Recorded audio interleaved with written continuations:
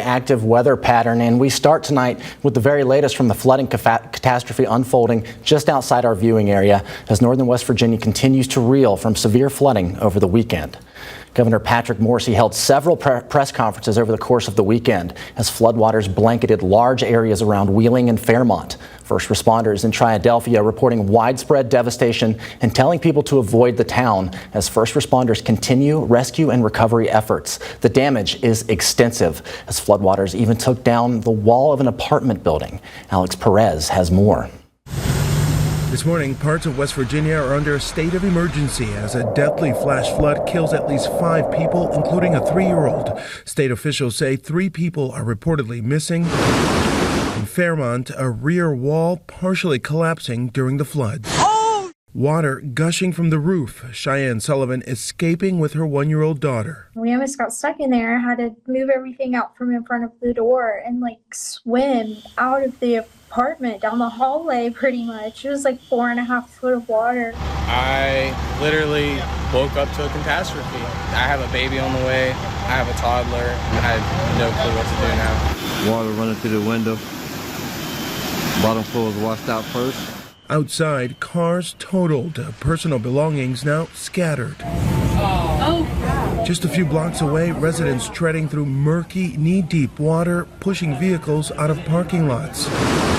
At Wheeling University, floodwater quickly rising, pushing massive debris down the stream.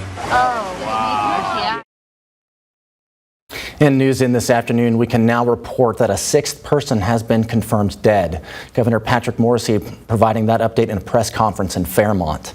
All 6 fatalities happened in Wheeling. There are no deaths reported in Fairmont. Governor Morrisey said at least 40 water rescues have been conducted. 61 houses and 25 businesses reported damage. Morrisey said that the National Guard is on the ground with engineering units ready to clear debris. He also said that the state is in contact with FEMA. He is urging people to fill out storm surveys to report damage. Governor Morrisey said the state will get through this disaster together. We're going to rebuild. We're going to come back stronger than ever. Nothing is going to bring West Virginia down. We're going to arise from this moment, and we're going to make sure that we are addressing all the needs that we have in these communities, and then we're going to advance as a state. Our citizens have an indomitable spirit, and I'm excited to see how many people have stepped up and been so generous and worked so hard over the last 36 hours. Senators Jim Justice and Shelley Moore Capito put out statements this afternoon calling the flooding devastating and pledging their support during the rebuilding process. Appalachian Power reported that floodwaters carried a substation away, and the company is installing a mobile substation to get the lights back on. It should be ready by tonight, according to West Virginia Metro News. A common theme that we have heard from survivors: the water came up quick. I told her, just get in my truck, we'll just get out of here.